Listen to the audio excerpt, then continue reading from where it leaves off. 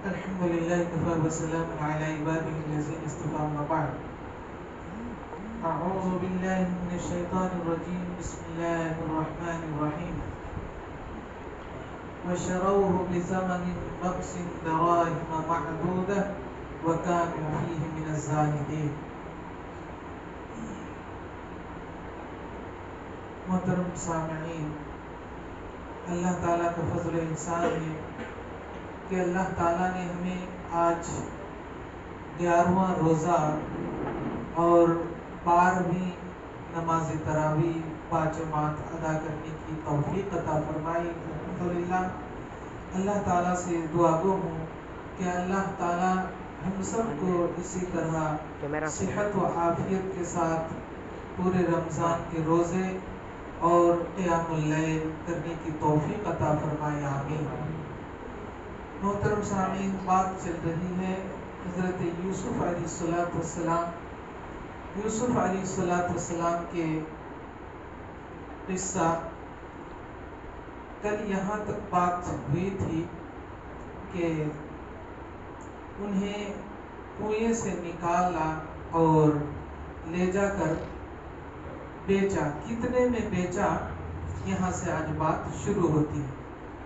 تو اللہ تعالیٰ کا ارشاد ہے وَشَرَوْهُ بِثَمَنٍ بَخْسٍ دَرَاهِمَ مَعْدُودَةٍ. ان لوگوں نے حضرت یوسف علیہ السلام کو بہت ہی معمولی قیمت میں چند درہم کے عوض بیچ ڈالا. یہ چند درہم، معمولی درہم، یہ کتنے درہم تھے؟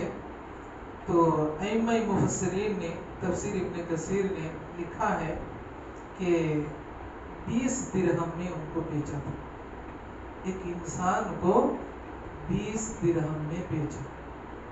اب بیچ کر کیا کیا؟ وہ لوگ کتنے بھائی تھے؟ 10 بھائی تھے. کتنے کر کے بھاگ ہوا، حصہ ہوا، ڈیوائڈ 2 درہم کر کے. گویا کہ 2 درہم کر کے حصہ کر کے لولی پاپ کھا لیا. لولی پاپ 2 روپے میں آتا نا، اس وقت ملتا تھا کہتے 2 درہم کر کے بانٹ لیا. یہ کتنی معمولی سی قیمت ہے. کہتے ہیں کہ وہ مدرسے میں ایک مقولہ ہے کہ مفت کا چوڑا بھر بھر پھونکا. مفت کا چوڑا جانتے ہیں؟ چاول کا بنتا ہے نا، چوڑے چوڑے ہوتے ہیں تھوڑا سا. بہار میں فیمس وہ ناشتہ ہے جو بہاری، جو اصل بہاری لوگ ہیں، وہ لوگ دہی چوڑا کھاتے ہیں. اس چوڑے کے اندر دہی ڈالتے، تھوڑا نمک ڈالتے اور ہری مرچی، ادھر چباتے ادھر پھونکتے، ادھر چباتے ادھر پھونکتے، ایسا کھاتے. تو وہ بہاریوں کا اصل کھانا ہے وہ. تو وہ کہتے ہیں کہ مفت کا چوڑا، مفت مطلب بغیر پیسے کا چوڑا بھر بھر لیا اور پھونکا، لیا اور پھونکا. یہ اس کا مطلب یہ ہے. تو یہ گویا کہ وہ ان کو تو بھائی ہی نہیں سمجھ رہے تھے اور اس کے اوپر دھیان ہی نہیں تھا. جو آیا وہی فائدہ، اس لیے 20 درہم میں بیچ ڈالا اور 2 درہم کر کے بانٹ لیا. اب کیا ہوا؟ وَكَانُوا فِيهِ مِنَ الزَّاهِدِينَ. اور وہ لوگ ان سے بے رغبت تھے، ان کے اوپر رحم و کرم ہی نہیں تھا، ان کے اوپر الفت محبت کچھ بھی نہیں تھی، اس لیے 20 درہم میں بیچ ڈالا. اب کیا ہوا آگے؟ خریدنے والا خریدتا ہے اور لے کے جاتا ہے. کون خریدتا ہے؟ تو اگلی آیت میں وَقَالَ الَّذِي اشْتَرَاهُ مِن مِصْرٍ. اور وہ آدمی جس نے مصریوں میں سے خریدا، لِإِمْرَأَتِهِ، خرید کر لے کر جاتا ہے اور اپنی بیوی سے کہتا ہے، لِإِمْرَأَتِهِ، اپنی بیوی سے کہتا ہے، اکرمی، اس کی اچھی طرح تہذیب اور تکریم کرو، اس کا احترام کرو. اور وَمَثْوَاهُ، اور اس کا رہنے کا ٹھکانہ بھی، جہاں پر وہ رہیں گے اچھی طرح اس کا انتظام بھی کرو. عسیٰ، توقع ہے، امید ہے کہ ان ینفعنا، یہ ہمیں نفع پہنچائیں گے، او نتخذہ ولدا، یا تو پھر اسے ہم اپنا لڑکا بنا لیں گے۔ اس آیت کا مطلب کیا؟ یہ کون خریدا؟ تو یہ خریدنے والا جو عزیز مصر ہے، جو مصر کا بادشاہ تھا، اور اس بادشاہ کا جو وزیر تھا، جو سب سے بڑا وزیر یعنی وزیر خزانہ تھا، وہ جو سب سے بڑا عہدے پر وہ فائز تھا، انہوں نے خریدا تھا اور خرید کر اپنی بیوی کے پاس لے گیا، کیونکہ ان کی خوبصورتی، ان کی لیاقت، ان کی سیاق اور ان کا وضع اور قطع دیکھ کر کے وہ سمجھ گئے کہ یہ بہت ہی خوش نصیب ہیں ہم جو اس بچے کو ہم نے خریدا۔ اس لیے وہ خرید کر اپنی بیوی سے کہتا ہے کہ اس کو اچھی طرح رکھو، اس کا احترام کرو، یعنی ایسا نہیں کہ بدتمیزی کرو، یہ ہمارا غلام ہے، ایسا ہے، خرید کے لایا تو ہم ایسے ویسے ہی رکھ دیں گے، ایسا نہیں، بہت ہی اچھے انداز سے رکھو اور اس کا احترام کرو، اور جو جہاں پر وہ رہیں گے اس کا ٹھکانہ بھی اچھا ہو، بستر اچھا ہو، رہنے کا یعنی تمام چیزیں سہولت ہونی چاہیے، یہ کہہ دیا۔ اور ایک امید بھی جتایا کہ ایسا کریں گے تو ہو سکتا ہے اس بچے کے ذریعے سے ہمیں نفع پہنچے، اور نفع، اور یا تو پھر ہم اس کو او نتخذہ ولدا، یا تو پھر ہم اسے اپنا بیٹا بنا لیں گے، کیونکہ وہ لا ولد تھے، وہ ان کی اولاد نہیں تھی، اس لیے انہوں نے ایسا کہا۔ پھر کہا وَكَذَلِكَ مَكَّنَّا لِيُوسُفَ فِي الْأَرْضِ، یہ بات اللہ تعالیٰ کہہ رہا ہے کہ اسی طرح ہم نے یوسف کو زمین میں ان کا ٹھکانہ بنایا۔ کیا مطلب؟ مطلب یہ کہ اگر اللہ چاہتا تو اسی کنویں میں، جس کنویں کے اندر انہیں پھینک دیا تھا 10 بھائیوں نے، تو وہیں پر مار ڈالتا، مار سکتا تھا کہ نہیں مار سکتا تھا، لیکن اللہ تعالیٰ نے وہاں پر بھی ان کی حفاظت فرمائی۔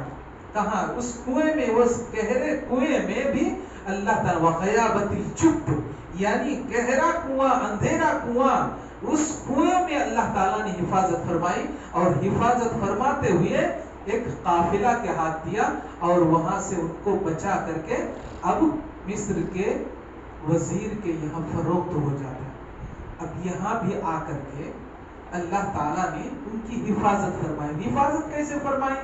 اگر اس کو مصر کے بادشاہ نہیں خریدتا، کوئی ایرو غیرو اگر خرید لیتا تو اس کو غلام بناتا، اور غلام ایسے غلام ہوتے ہیں جو ہمہ وقت جو ہے نا خدمت میں لگے رہتے ہیں، ان کے کپڑے کا ٹھکانہ نہیں، اس کا کھانے کا ٹھکانہ نہیں، اس کا کوئی سونے کا ٹھکانہ نہیں، یعنی غلام غلام ہی ہوتا ہے۔ لیکن اسے غلام بنا کر کے نہیں خریدا گیا، بلکہ عزت کی نگاہ سے دیکھ کر کے خریدا گیا اور اکرام کرنے کا حکم دیا گیا۔ تو اللہ تعالیٰ نے کنویں میں بھی حفاظت فرمائی، اور زمین میں اوپر لا کر کے بھی، مصر میں بھی لا کر کے ان کی حفاظت فرمائی۔ اس لیے اللہ تعالیٰ نے کہا وَكَذَلِكَ مَكَّنَّا لِيُوسُفَ فِي الْأَرْضِ، ہم نے یوسف علیہ السلام کو اچھا ٹھکانہ دیا زمین میں، وَلِنُعَلِّمَهُ مِن تَأْوِيلِ الْأَحَادِيثِ، اور ہم نے خواب کی تعبیر بھی انہیں سکھایا، تعلیم دی۔ کس کو؟ حضرت یوسف علیہ السلام کو۔ وَاللَّهُ غَالِبٌ عَلَىٰ أَمْرِهِ، اور اللہ تعالیٰ ہر کام پر غالب رہتا ہے، ہر امر پر غالب رہتا ہے، وَلَكِنَّ أَكْثَرَ النَّاسِ لَا يَعْلَمُونَ، لیکن اس میں سے اکثر لوگ نہیں جانتے۔ یہ بات اللہ تعالیٰ نے یہ قرآن بنا کر کے کیوں نازل فرمائی؟ دراصل اس کی حقیقت یہ ہے کہ اللہ کے رسول صلی اللہ علیہ وسلم کو یہ بتایا جا رہا ہے کہ اے نبی، تم سے پہلے یہ یوسف نام کا ایک لڑکا تھا، جن کو ان کے بھائیوں نے ایسا ستایا، مارا، پیٹا، یہاں تک کہ اپنے آبا و اجداد سے الگ کیا، کنویں میں پھینکا، کنویں سے اٹھایا گیا، پھر جا کر کے مصر میں انہیں فروخت کر دیا جاتا ہے، اور یہ ساری چیزیں وہ برداشت کرتے رہتے ہیں۔ تو اے نبی، آپ کی قوم، یہ مکہ والے آپ کو ستائیں گے، آپ کو پریشان کریں گے، آپ کے راستے پر روڑے ڈالیں گے، کانٹے ڈالیں گے، آپ کے سر پر دھول ڈالیں گے، تھوک دیں گے، یہ ساری چیزیں کریں گے، ماریں گے، پیٹیں گے، لہو لہن کریں گے، لیکن آپ کو اس کے اوپر صبر کرنا ہے۔ یہ تعلیم دی اللہ کے رسول صلی اللہ علیہ وسلم۔ یہ واقعہ ان کے سامنے ذکر کرنے کا مقصد ہی اللہ تعالیٰ کا یہ ہے کہ تاکہ آپ اس سے عبرت حاصل کریں اور آپ صبر کریں، جس طرح ان کے باپ نے کہا تھا فصبر جمیل، میرے لیے بہتر یہی ہے کہ میں صبر کروں، اور انہوں نے صبر کیا، اور کہتے ہیں نا کہ صبر کا پھل میٹھا ہوتا ہے، اور ہوا بھی ایسا ہی۔ اور اللہ کے رسول صلی اللہ علیہ وسلم کے ساتھ بھی ایسا ہی ہوا کہ جب مکہ والے ستاتے ستاتے حد سے تجاوز کر گئے تو اللہ تعالیٰ نے نبی کریم صلی اللہ علیہ وسلم کو حکم دیا کہ آپ مکہ چھوڑ کر کے مدینہ چلے جائیں۔ مدینہ چلے گئے، اور مدینہ جانے کے 7واں سال گزرنے کے بعد 8واں سال ایسا ہوا سن 8 ہجری کو کہ جو مکہ والے آپ صلی اللہ علیہ وسلم کے روڑے بن رہے تھے اور پتھر اور روڑے ڈال رہے تھے، کانٹے بچھا رہے تھے جو لوگ، وہی آپ کے قدم چھونے لگے۔ سن 8 ہجری میں پورے مکہ فتح ہو گئی، اور جو لوگ اللہ کے رسول صلی اللہ علیہ وسلم کے سامنے زبان چلا رہے تھے، انگلی اٹھا رہے تھے، وہی لوگ سر جھکا کر سر خم تسلیم کر لیتے ہیں ساری باتوں کو۔ تو یہ تعلیم اللہ کے رسول صلی اللہ علیہ وسلم کو دی گئی تھی۔ آگے کیا کہا؟ وَلَمَّا بَلَغَ أَشُدَّهُ وَآتَيْنَاهُ حُكْمًا وَعِلْمًا۔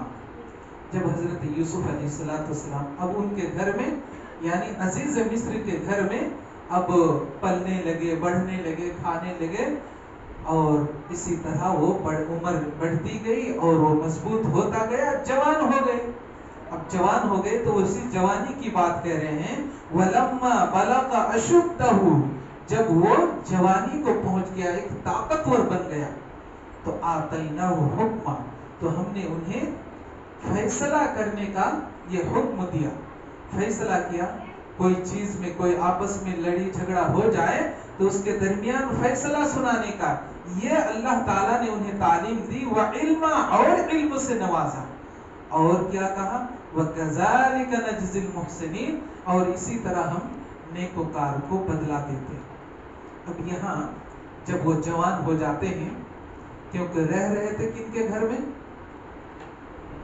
عزیز مصر کے گھر میں۔ یہاں پر ایک بات کہنا بھول گیا میں کہ عزیز مصر کی بیوی سے جب انہوں نے اپنی بیوی سے کہا کہ تم ان کو اچھی طرح رکھو، ان کی تعظیم کرو، ان کو عزت کرو، ان کی بیوی کون تھی؟ اس تعلق سے 2 روایت ہیں۔ ایک تو فیمس جو بہت ہی مشہور و معروف ہے کہ زلیخا نام تھا عزیز مصر کا، اور دوسرا ایک نام جو فتح القدیر کے حوالے سے بتایا جاتا ہے کہ راعیل، الف را عین یا لام، راعیل، لیکن صحیح جو روایت ہے وہ زلیخا کے نام سے ہی ہے۔ تو وہ عزیز مصر کا جو گھر والی تھی وہ ہے زلیخا۔ اب کیونکہ عزیز مصر تھے، ایک مرد انسان کیا ہوتا ہے کہ ہمیشہ گھر پہ نہیں رہتے، ان کو کمانا دھمانا ہوتا ہے، مارکیٹ جانا ہوتا ہے، باہر جانا ہوتا ہے۔ اب گھر کے ملکہ کون ہوتے ہیں؟ ہوم منسٹر کہہ لیجیے۔ ہوم منسٹر کا مطلب ہی ہے گھر کا ملکہ، تو وہی زلیخا ہی تھی۔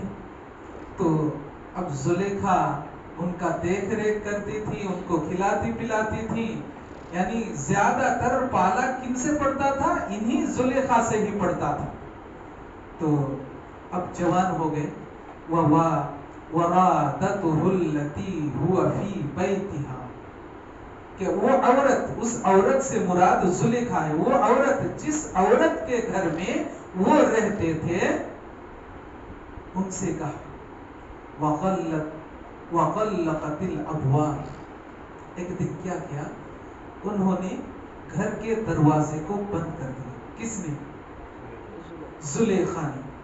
وقالت، اور اس عورت نے کہا، یعنی زلیخا نے کہا، ہے تلکا، آ جاؤ میری طرف، یہ برائی کی طرف اب بلا رہی ہے. کون؟ زلیخا. ان کی حسن اور خوبصورتی پر یہ فدا ہو چکی تھی، کیونکہ جیسے جیسے وہ جوانی پہ چڑھے ویسے ویسے ان کی خوبصورتی اور ڈھلتی گئی اور بڑھتی گئی، اور ان کی خوبصورتی کے اوپر یہ فدا ہو گئی زلیخا. تو خوبصورتی پر جب فدا ہو گئی تو ان کے دل میں ایک کالا نقطہ پڑا اور برائی کی طرف انہیں ابھارا، تو دروازہ بند کر دیا. اب دروازہ بند کیا اس تعلق سے، یہاں تو دروازہ بند کرنے کا حکم ہے، تو کتنے دروازہ تھا؟ تو اس تعلق سے کئی روایتیں آتی ہیں. جو مشہور و معروف روایت ہے وہ یہ ہے کہ ایک دروازہ نہیں بلکہ 7 دروازے تھے. 7 دروازے کو بند کر کے جو اندر والی کوٹری تھی اس میں وَغَلَّقَتِ الْأَبْوَابِ، دروازہ بند کیا. وَقَالَتْ حَيْتَ لَكَ، اور انہیں اپنی طرف برائی کے لیے بلایا، بدکاری کے لیے بلایا. تو حضرت یوسف علیہ السلام نے کیا کہا؟ قَالَ مَعَاذَ اللَّهِ، میں اللہ تعالیٰ کی پناہ چاہتا ہوں اس سے. إِنَّهُ رَبِّي أَحْسَنَ مَثْوَايَ، کہا کہ میرا رب نے مجھے تو بہت ہی اچھا ٹھکانہ دیا، اچھے طریقے سے رکھا. إِنَّهُ لَا يُفْلِحُ الظَّالِمُونَ، یقیناً ظالم لوگ کامیاب ہونے والے نہیں، فلاح پانے والے نہیں، بھلا پانے والے نہیں. اب یہاں پر ایک قابل غور بات ہے.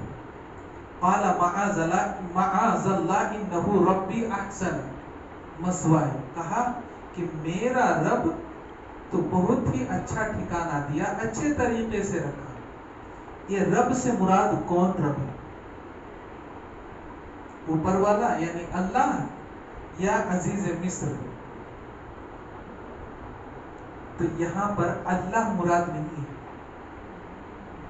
اللہ مراد نہیں ہے. یہاں ربی سے مراد عزیز مصر ہے. وہاں اس وقت یعنی آقا کو رب کہا جاتا تھا اور اللہ کو بھی رب کہا جاتا تھا. عربی ایک ایسا لفظ ہے جو اپنے جس کے ماتحت رہتے ہیں اس کو بھی رب کہا جاتا ہے، اور اللہ تعالیٰ جو روزی روٹی اور تمام چیزیں انتظام کرتا ہے اس کو بھی اللہ کہا جاتا ہے. لیکن یہاں جو مراد ہے حضرت یوسف علیہ السلام نے جو کہا انہ ربی احسن مثوائے، کہ میرا رب نے تو بہت ہی اچھا ٹھکانہ دیا، یعنی عزیز مصر نے انہیں خرید کر لایا اور انہیں تعظیم تکریم عزت اور ان کے رہن سہن کھان پان تمام چیزوں کا اچھا بندوبست اور اچھا انتظام کرنے کا حکم دیا. یہ کہنے کا مطلب تھا. تو ربی سے مراد اللہ نہیں بلکہ عزیز مصر ہے. اور کہا وَلَقَدْ هَمَّتْ بِهِ، اور وہ عورت جو انہوں نے قصد کیا تھا، وَهَمَّ بِهَا، اور وہ بھی قصد کرتا. کون؟ یعنی یوسف علیہ السلام. یعنی زلیخا تو غلط کام کا قصد کر ہی چکی تھی. وَهَمَّ بِهَا، اور اگر یوسف غلط کام کرنے کا ارادہ کرتا تو سنیے لولا ان رآ، اگر انہیں نہیں دکھایا گیا ہوتا برہان ربہ، ان کے رب کی دلیل، تو وہ بھی ان کے چکر میں آ جاتے. کیوں؟ اللہ تعالیٰ نے پہلے ہی انہیں اپنی دلیلیں دکھا دی تھی کہ تو نبی بننے والا ہے. تم یعنی عزیز مصر تو آج خریدا، وہی عزیز مصر تجھے بادشاہ بنا دے گا، اور تم لوگوں کے سامنے تم ایک بڑے عہدے پر فائز ہوں گے، اور جن بھائیوں نے تمہیں مارا پیٹا کنویں میں ڈالا وہ تمہیں آ کر کے سجدہ ریز ہوں گے، تعظیماً تمہیں سجدہ کریں گے. یہ ساری چیزیں اللہ تعالیٰ نے پہلے ہی بتا دی تھی. تو یہ اللہ تعالیٰ کی دلیل ہے. ان دلیلوں کو دیکھتے ہوئے حضرت یوسف علیہ السلام نے وہ ساری چیزوں سے انکار کیا. ورنہ تفسیر میں آتا ہے، کہتے ہیں کہ ایک بند کوٹری میں ایک عورت بدکاری کے لیے بلاتی ہے اور وہ زبردستی بلاتی ہے. گرچہ جو ایک انسان کو، اب زلیخا کی بات چھوڑیے، ایک عورت ایک مرد کو ایک بند کوٹری کے اندر بلاتی ہیں اور اسے دھمکی دیتی ہیں کہ تم میرے ساتھ غلط کام کر ورنہ میں تجھے مار ڈالتی یا اور کچھ کر دیتی. وہ دھمکی بھرے الفاظ میں وہ بول رہی.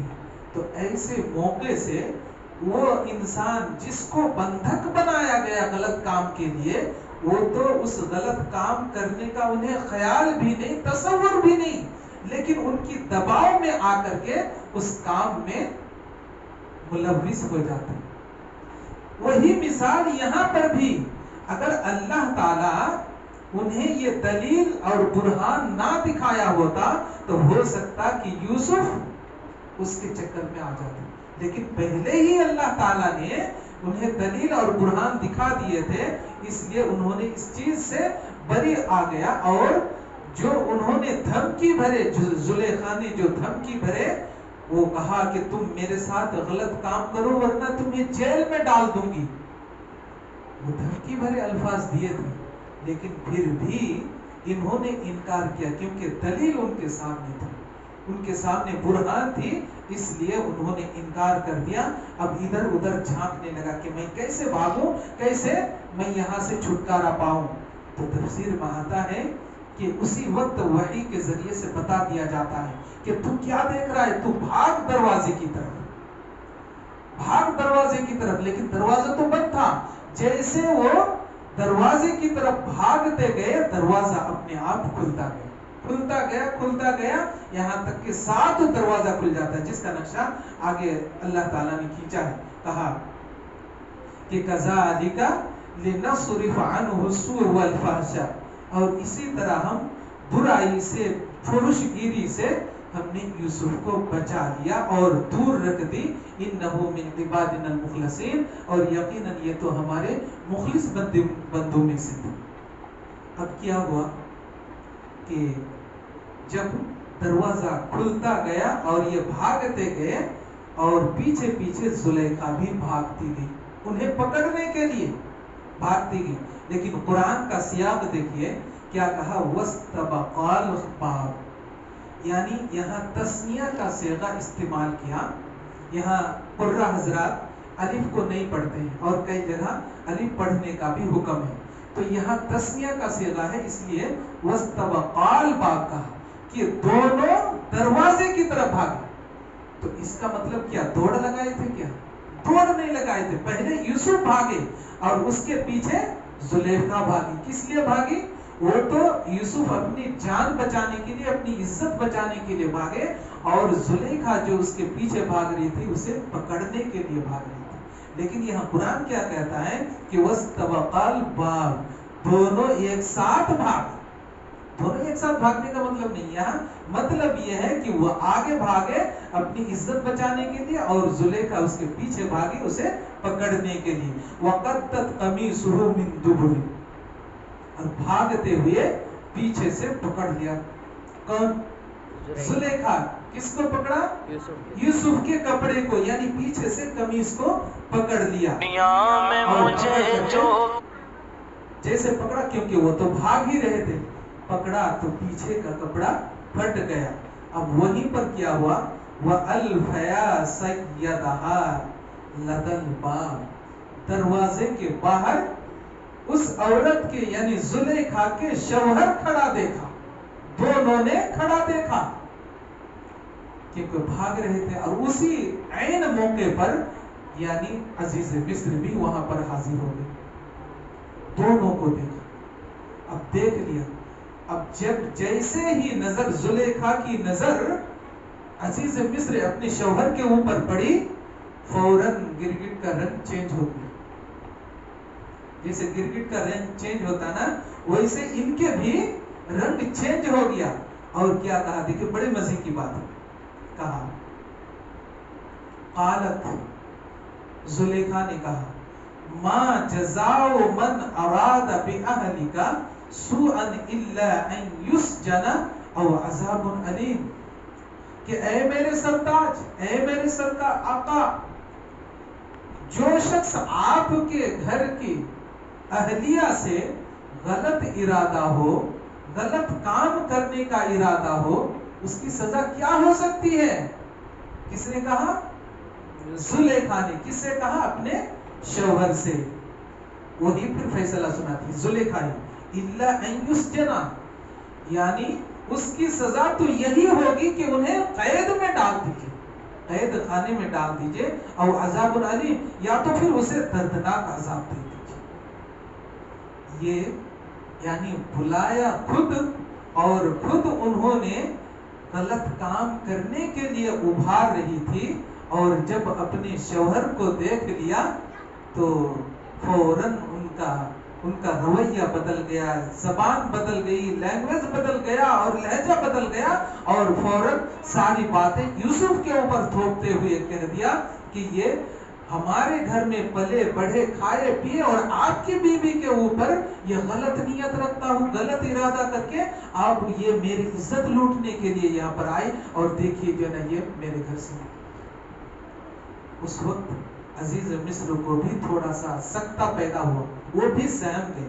اب آگے کیا ہوتا ہے انشاءاللہ کل بیان کریں گے.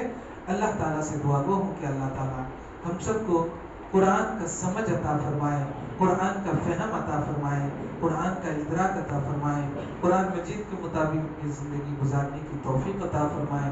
یا اللہ تو ہر بلا مصیبت اور بیماری سے ہماری حفاظت فرما، ہمارے بال بچوں کی حفاظت فرما، ہمارے ماں اور بہنوں کی حفاظت فرما، بلکہ پورے امت مسلمہ کی حفاظت فرما. یا اللہ تو ہمارے روزے کو قبول فرما، ہماری نماز کو قبول فرما، ہماری صدقات زکوٰۃ کو قبول فرما. یا اللہ تو ہماری مسلیوں کو بخش دے، خواتین کو بخش دے. یا اللہ ہم تمام کی لغزشوں کو اللہ تو معاف فرما. یا اللہ جن کے بھی والدین تیرے پیارے ہو چکے ہوں، یا اللہ تو ان تمام کی لغزشوں کو معاف فرما دے، انہیں کروٹ کروٹ جنت نصیب فرما دے. یا اللہ تو انہیں جنت میں اعلیٰ علین میں جگہ عطا فرما. رب ارحمہما کما ربیانی صغیرا، رب ارحمہما کما ربیانی صغیرا، رب ارحمہما کما ربیانی صغیرا. یا اللہ تو ہماری دعاؤں کو اپنے فضل کرم سے قبول فرما. ربنا آتنا فی الدنیا حسنہ وفی الآخرۃ حسنۃ وقنا عذاب النار. ربنا تقبل منا انك انت السميع العليم وتب علينا انك انت التواب الرحيم. سبحان ربك رب العزة عما يصفون وسلام على المرسلين والحمد لله رب العالمين.